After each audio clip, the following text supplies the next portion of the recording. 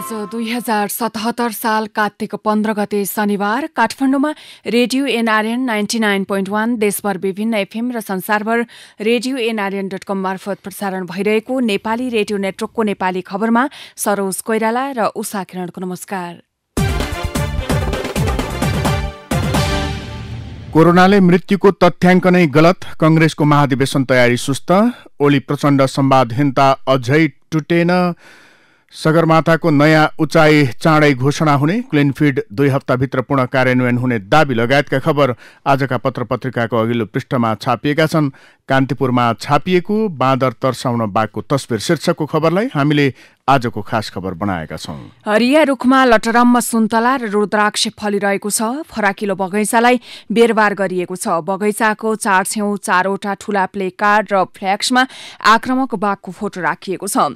मेलम्ची नगरपालिका 5 सिन्धुकोट पुराना गाउँ स्थित चिरञ्जीवी सिग्देलको बगैँचामा पुग्ने जो कोही जिज्ञासा राख्छन्, बगैँचामा बाघको तस्बिर किन? बाँदर धपाउन यसरी चारैतिर बाघको तस्बिर राखे, त्यसपछि बाँदर तर्सेर आउन छाड्यो।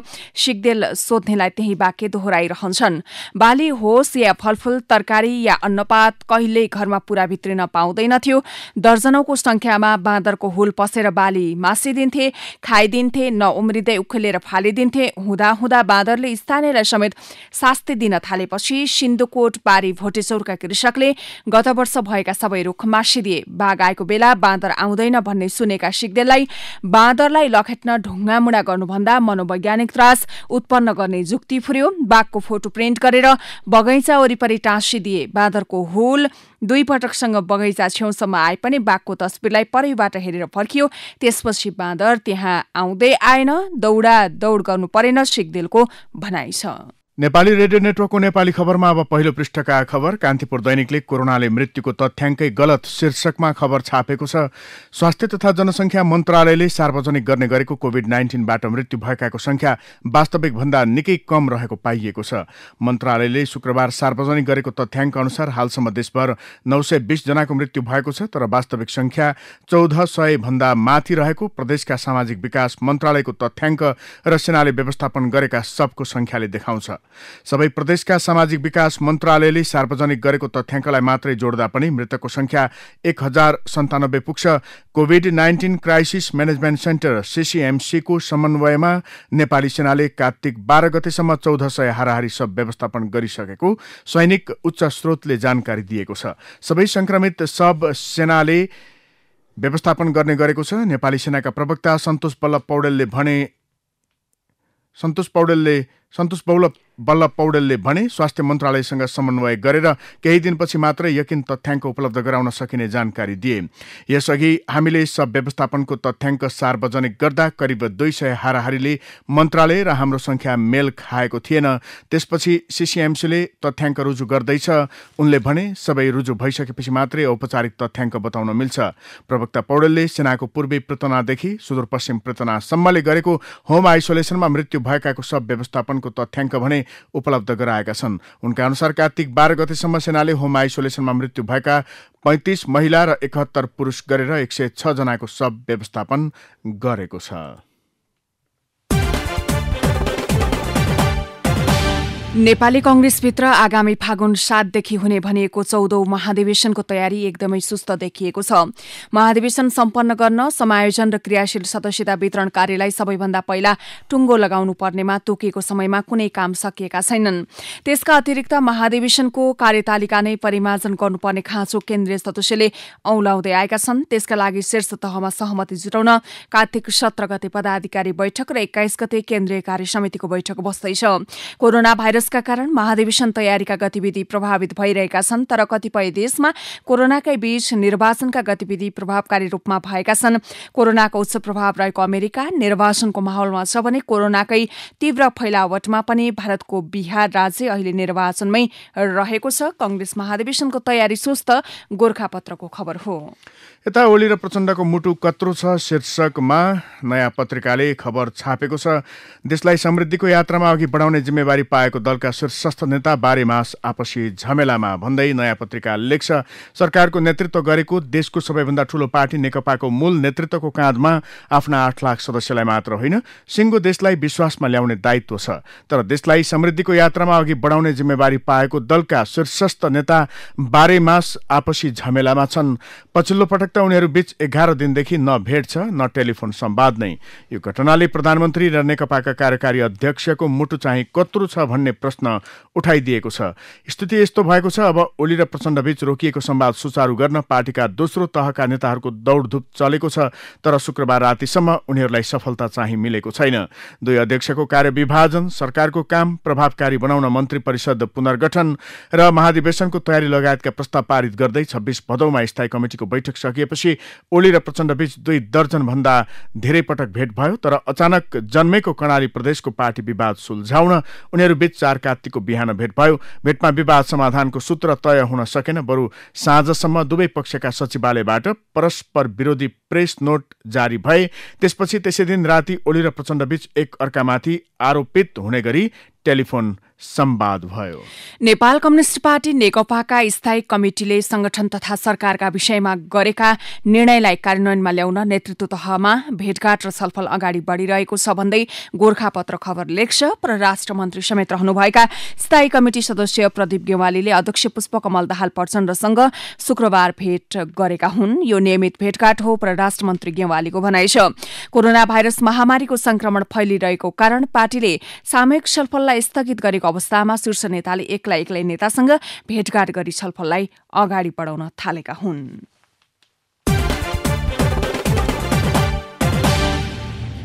पीसीआरमा निजी अस्पताल र प्रयोगशालाको ठगी शीर्षकमा नयाँ पत्रिकाले खबर छापेको छ। परीक्षणको अनुमति नै नपाएको नेपाल भारत मैत्री अस्पतालले उठायो पीसीआर परीक्षण शुल्क 2500। कोरोना उपचारका नाममा केही घण्टामै 37,000 को बिल भन्दै खबरमा अगाडि भनिएको छ। सरकारले तोकेको मूल्यभन्दा बढी रकम उठाएर कोरोना परीक्षणमा निजी अस्पताल र प्रयोगशालाहरूले लुट गरिरहेका छन्। सरकारले पीसीआर परीक्षण शुल्क 2000 तोके पनि उनीहरूले कम्तीमा 2400 सम्म लिइरहेका छन्। सरकारले पीसीआर परीक्षणको शुल्क 2000 तोकेको छ, तर निजी अस्पताल र प्रयोगशालाहरूले 2500 सम्म शुल्क लिइरहेका छन्।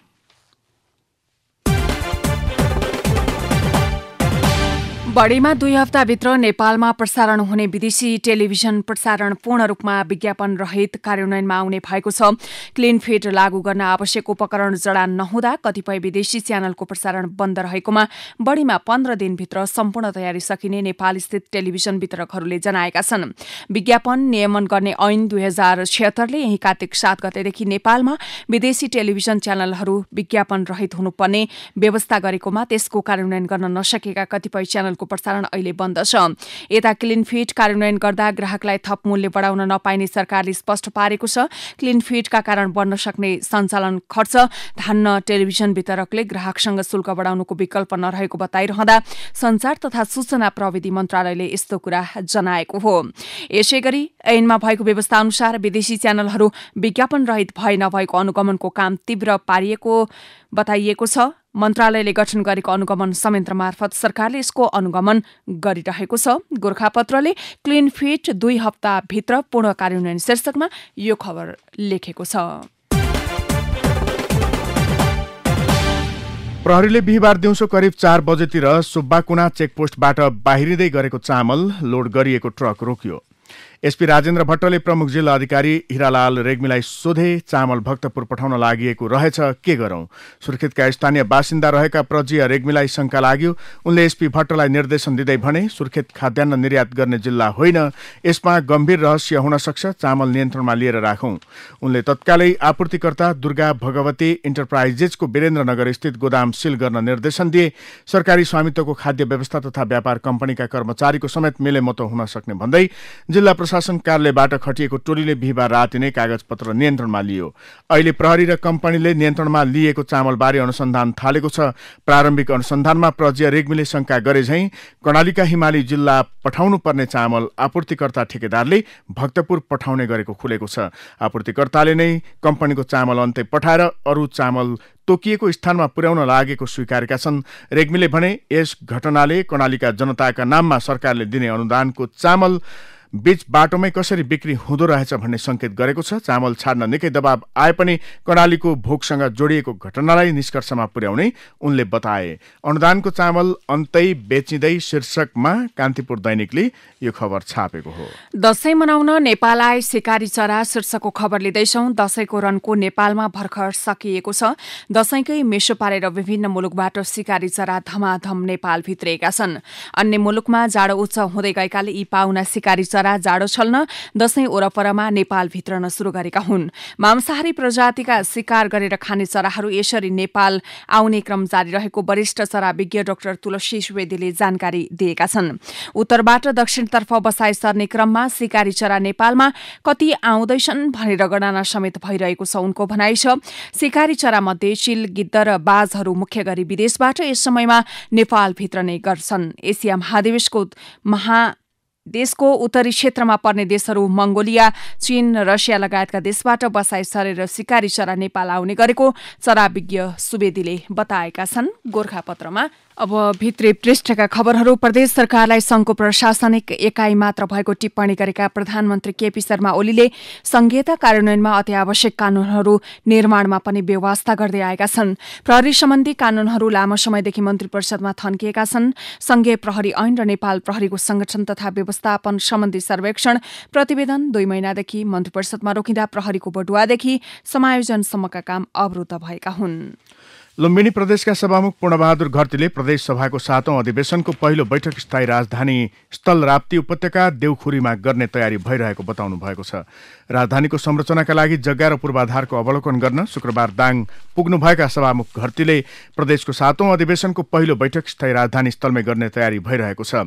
राप्ती प्राविधिक शिक्षालयको हाताभित्र रहेका संरचनामा प्रदेश सभा सञ्चालन गर्न सकिन्छ। यसका लागि सरकारको निर्णय आवश्यक छ उहाँले भन्नुभयो। हिउँदका 4 महिना जाडो छल्न बेसी झर्ने चलनलाई यस वर्ष मुस्ताङवासीले निरन्तरता नदिने भएका छन्। विगतका वर्षमा उपल्लो मुस्ताङबाट कार्तिक लागेपछि पोखरा झर्ने गरेका उनीहरू कोरोना महामारीका कारण उतै बस्ने भएका हुन्। गण्डकी प्रदेशमा मुस्ताङ ग्रीन जोनमा रहेको एकमात्रै जिल्ला हो। त्यहाँ हालसम्म 2 जनामा मात्रै संक्रमण पुष्टि भएकामा 1 जना निको भइसकेका छन्। सरकारले बंगलादेशबाट पैँचो ल्याउन लागेको युरिया मलका लागि द्विपक्षीय सम्झौता पत्रमा हस्ताक्षर गर्ने प्रक्रिया शुरू भएको छ। यसअघि राजनीतिक रूपमा मात्र सहमति भएकामा अब 2 देशको मन्त्रालयबीच सम्झौता पत्रमा हस्ताक्षर हुन लागेको हो। कृषि तथा पशुपक्षी विकास मन्त्रालयले 50,000 मेट्रिक टन युरिया मल पैँचो ल्याउने प्रक्रिया शुरू गरेपछि बंगलादेशले 3-4 दिन अघि आधिकारिक सहमति पठाएको कृषि मन्त्रालयले जनाएको छ। यता खाद्य व्यवस्था तथा व्यापार कम्पनीले यस वर्षको धान खरिद शुरू गरेको छ। कम्पनीले पहिलो चरणमा बर्दिया जिल्लाको राजापुरबाट मोटा धान खरिद शुरू गरेको हो। अघिल्ला वर्षहरूमा कार्तिकको पहिलो साताबाट नै धान खरिद गर्ने गरेकामा यस वर्ष दशैंले गर्दा 1 साता ढिला गरी धान खरिद थालिएको कम्पनीका सूचना अधिकारी शर्मिला सुवेदीले जानकारी दिनुभयो। सुनौली भैरहवा नाकाबाट नेपाल आउने मालवाहक गाडीको लाम भारततर्फ कम्तीमा 10 किलोमिटरसम्म हुने गरेको छ। नेपाल प्रवेश गरेपछि भन्सार जाँचपाँचको प्रक्रिया पूरा नहुँदासम्म पार्किङ गर्ने स्थान नहुँदा नेपाल आउने मालवाहक गाडीको लाम भारततर्फ लाग्ने गरेको हो। बेलहिया नाकामा निर्माण गर्ने भनिएको अन्तर्राष्ट्रिय जाँच चौकी आईसीपी 15 वर्षदेखि अलपत्र परेको छ। आयात निर्यातमा सहजता प्रदान गर्न भन्दै सन् 2005 मा नेपाल भारत बीच सीमा नाकामा एकीकृत जाँच चौकी आईसीपी निर्माण गर्ने सहमति भएको थियो। नवलपरासीका 2 जना व्यवसायीहरू घाँस पालक किसानले उन्नत जातको घाँस बेचेरै वार्षिक 50 लाख नाफा गरेका छन्। 16 बिघामा व्यावसायिक रूपमा घाँस खेती गरेका उनीहरूले वार्षिक 50 लाख आमदानी गर्न सफल भएपछि यस वर्ष थप 49 बिघामा घाँस लगाउने तयारी गरेका छन्। नवलपरासीको गैंडाकोट नगरपालिका भित्रको हरकपुर मुकुन्दपुर क्षेत्र दूध उत्पादनका लागि नेपालकै पकेट क्षेत्र मानिन्छ। त्यहाँका किसानले अहिले दूध मात्र नभई घाँस पनि बेच्न शुरू गरेका छन्। त्यहाँका किसानले उन्नत जातको घाँसको पनि व्यावसायिक रूपमा खेती गर्न शुरू गरेका हुन्। त्यहाँ खेतीयोग्य जमिनमा धान भन्दा घाँस बढी देखिने गरेको छ। अब विदेशका खबर। महामारीका रूपमा फैलिएको कोरोना भाइरसका कारण संक्रमित भएकाहरूको संख्या विश्वभरि 4 करोड 50 लाख भन्दा बढी पुगेको छ। जोन्स हपकिन्स विश्वविद्यालयले सार्वजनिक गरेको पछिल्लो विवरण अनुसार विश्वभरि 4 करोड 50 लाख 18,354 नयाँ संक्रमित जना संक्रमित भएका छन्। कोरोनाका कारण विश्वभरि अहिलेसम्म 11,80,000 मानिसको मृत्यु भएको पनि विवरणहरूमा जनाइएको छ। उता ताइवानमा पछिल्लो 200 दिनदेखि कोरोना भाइरस आन्तरिक रूपमा सरेर संक्रमित भएकाहरूको संख्या 0 रहेको छ। विश्वभरि कोरोना भाइरसको महामारी फैलिरहेको भए पनि ताइवानमा भने अहिलेसम्म 550 जना मात्रै संक्रमित भेटिएका थिए। खेल खबरको पालो भएको छ। राजस्थान रोयल्सले युएमा जारी 13औं संस्करणको इन्डियन प्रिमियर लिग आइपिएल टी20 क्रिकेटमा किङ्स 11 पन्जाबलाई पराजित गरेको छ। आबुधाबीमा शुक्रबार राति भएको खेलमा राजस्थानले पन्जाबलाई 7 विकेटले पराजित गरेको हो। शेख जायद क्रिकेट स्टेडियममा पन्जाबले दिएको 185 रनको लक्ष्य राजस्थानले 17 ओभर 3 बलमा मात्र 3 विकेट गुमाएर पूरा गर्यो। राजस्थानको जितमा वेन स्टोक्सले 50 रनको अर्धशतकीय इनिङ्स खेलेका छन्। सन्जु सामसनले 48 रन जोड्दा रोबिन उथप्पाले 30 रन बनाएका छन्। कप्तान स्टिभ स्मिथ 31 रनमा अभिजित रहँदा जोस बटलर 22 रनमा अभिजित रहेका थिए। अब कला र साहित्यको खबर। नेपाली फिल्म हलमा पैसा खर्च गरेर हेर्नु र म त खासै नेपाली फिल्म हेर्दिन। 1 महिना कुरा गरौँ न युट्युबमा आइहाल्छन्। 1 महिना कुरौँ न युट्युबमा आइहाल्छ नि। टिकट र पपकर्न किनिदिने हो भने चाहिँ जान्छु। लान्छस् नेपाली फिल्म हेर्न जाउँ भन्यो भने मेरा अधिकांश साथीहरूको जवाफ यस्तै हुन्छ। नेपालमा नेपाली चलचित्रले 5 करोडको व्यापार गर्यो भने हिट भएको मान्न सकिन्छ। चलचित्र हिट हुने वा नहुने सिनेमा हलमा गएर फिल्म हेर्ने दर्शकको संख्यामा भर परेको हुन्छ। औसतमा एउटा टिकटको 200 रुपैयाँ पर्छ भने 2.5 लाख दर्शकले हलमा गएर चलचित्र हेर्यो भने पनि त्यो नेपाली फिल्म हिट हुन्छ। 2.5 लाख मानिस भनेको नेपाली जनसङ्ख्याको 1% पनि होइन। तर युट्युबमा हेर्ने हो भने नेपाली फिल्मको भ्युअर्स कम्तीमा पनि 30 लाख नागेकै हुन्छ।